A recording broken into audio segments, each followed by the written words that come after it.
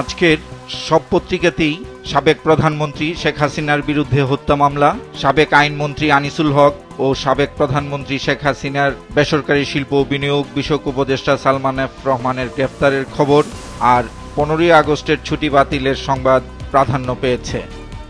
যুগান্তরের প্রধান শিরোনাম, হাসিনার বিরুদ্ধে হত্যা মামলা, উবাইদুল কাদের সাবেক স্বরাষ্ট্রমন্ত্রী ও আইজিপি সহ আসামি 7। প্রতিবেদনটিতে বলা হয়, তদন্ত হলে অজ্ঞাতনামা আরও সাবেক মন্ত্রী, এমপি ও পুলিশের ঊর্ধ্বতন কর্মকর্তার নাম উঠে আসবে।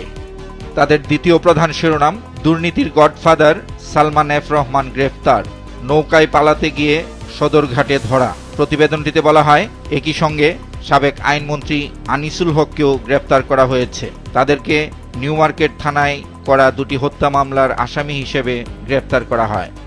পত্রিকাটির প্রথম পৃষ্ঠায় প্রকাশিত আরেকটি গুরুত্বপূর্ণ খবরের শিরোনাম, রোড মার্চের মধ্য দিয়ে শুরু হলো রেজিস্ট্যান্স উইক, ফেসিবাদীদের বিচার সহ 4 দাবি। এতে বলা হয়, প্রতি বিপ্লব ঠেকাতে 4 দফা দাবিতে বৈষম্য বিরোধী ছাত্র আন্দোলনের সপ্তাহব্যাপী রেজিস্ট্যান্স উইক রোড মার্চ দিয়ে শুরু হয়েছে। সমকালের প্রধান শিরোনাম, হাসিনার নামে হত্যা মামলা, সালমান এফ রহমান ও আনিসুল হক গ্রেপ্তার। কালের কণ্ঠের প্রধান শিরোনাম, হাসিনা সহ 7 জনের নামে হত্যা মামলা। এই মামলায় আসামিদের মধ্যে আরও রয়েছেন উবাইদুল কাদের, আসাদুজ্জামান খান, চৌধুরী আবদুল্লাহ আল মামুন, মোহাম্মদ হারুনুর রশিদ, বিপ্লব কুমার সরকার ও হাবিবুর রহমান। পত্রিকাটির প্রথম পৃষ্ঠায় বক্স আকারে প্রকাশিত আরেকটি খবরের শিরোনাম, উপদেষ্টা পরিষদের সিদ্ধান্ত, 15 আগস্টের ছুটি বাতিল। এতে বলা হয়, এখন যেহেতু 15 আগস্টের ছুটি থাকছে না, তাই জাতীয় শোক দিবসও বাতিল হয়ে যাচ্ছে। এই খবরটির পাশাপাশি প্রকাশিত আরেকটি খবরের শিরোনাম, বিবৃতিতে শেখ হাসিনা, সব হত্যাকাণ্ডের যথাযথ তদন্ত ও বিচার দাবি করছি। প্রথম আলোর প্রধান শিরোনাম, ইসলামী ব্যাংকের 50,000 কোটি টাকাই এস আলমের পকেটে, ব্যাংক দখলের পরিণতি।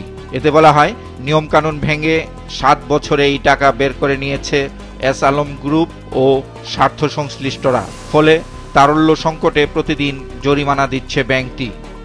তাদের দ্বিতীয় প্রধান শিরোনাম, সাবেক মন্ত্রী আনিসুল হক ও উপদেষ্টা সালমান গ্রেপ্তার। এতে বলা হয়, ঢাকার সদরঘাট এলাকা থেকে আনিসুল হক ও সালমান এফ রহমানকে গ্রেপ্তার করা হয়েছে। পত্রিকাটির প্রথম পৃষ্ঠার প্রথম কলামে প্রকাশিত আরেকটি খবরের শিরোনাম, ঢাকেশ্বরী মন্দিরে প্রধান উপদেষ্টা, এমন দেশ গড়তে চাচ্ছি যেটা একটা পরিবার। গতকাল ঢাকেশ্বরী মন্দির পরিদর্শনকালে প্রধান উপদেষ্টা কথা বলেছেন। 15 আগস্টের শোক দিবসের ছুটি বাতিলের খবরটি প্রথম আলোর প্রথম পৃষ্ঠার দ্বিতীয় ভাঁজে প্রকাশিত হয়েছে। শিরোনাম, উপদেষ্টা পরিষদের বৈঠক, 15 আগস্ট শোক দিবসের ছুটি বাতিল। শেখ হাসিনার বিরুদ্ধে হত্যা মামলার খবরটিও পত্রিকাটির প্রথম পৃষ্ঠার দ্বিতীয় ভাঁজে স্থান পেয়েছে। শিরোনাম, শেখ হাসিনা, ওবায়দুল কাদের সহ 7 জনের বিরুদ্ধে হত্যা মামলা। এতে বলা হয়, সাবেক স্বরাষ্ট্রমন্ত্রী, সাবেক আইজিপিও আসামি। এছাড়া আসামির তালিকায় পুলিশ কর্মকর্তা হাবিব, হারুন ও বিপ্লব। দৈনিক কালবেলার প্রধান শিরোনাম, চ্যালেঞ্জে প্রচলিত ছাত্র রাজনীতি, দলীয় লেজুর বৃত্তির বিরুদ্ধে সাধারণ শিক্ষার্থীরা। তাদের দ্বিতীয় প্রধান শিরোনাম, হাসিনা, কাদের সহ 7 জনের বিরুদ্ধে হত্যা মামলা। এতে বলা হয়, রাজধানীর মোহাম্মদপুরের মুদি দোকানি আবু সাইদকে গুলি করে হত্যার অভিযোগে এ মামলা দায়ের করা হয়েছে। দেশ রূপান্তরের প্রধান শিরোনাম, উপদেষ্টা পরিষদের সিদ্ধান্ত, 15 আগস্টের ছুটি বাতিল। প্রতিবেদনটিতে বলা হয়, অভ্যুত্থানে আত্মোৎসর্গকারী শহীদদের স্মরণে শোক প্রস্তাব নেওয়া হয়েছে আর হতাহতদের তালিকা তৈরি করা হচ্ছে। বাংলাদেশ প্রতিদিনের প্রধান শিরোনাম, হাসিনার বিরুদ্ধে হত্যা মামলা, আনিসুল হক ও সালমান এফ রহমান গ্রেপ্তার। প্রতিবেদনটিতে বলা হয়, এ মামলায় আরও আসামি উবাইদুল কাদের, আসাদুজ্জামান খান, সাবেক IGP Mamun, DMP commissioner Habibur ও হারুন, বিপ্লব। পত্রিকাটির প্রথম পৃষ্ঠার প্রথম কলামে বেশ গুরুত্ব সহকারে প্রকাশিত আরেকটি খবরের শিরোনাম, ডক্টর সালেউদ্দিন আহমেদ, ইচ্ছে মতো খরচ নয় বাইরের টাকা। অর্থ উপদেষ্টার উদ্ধৃতি দিয়ে এই খবরটির শিরোনাম করা হয়েছে।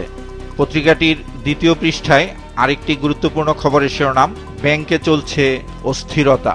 এতে বলা হয়, আমানতকারীরা ভীত, শৃঙ্খলা নিয়ে উৎকণ্ঠা বিনিয়োগকারীদের।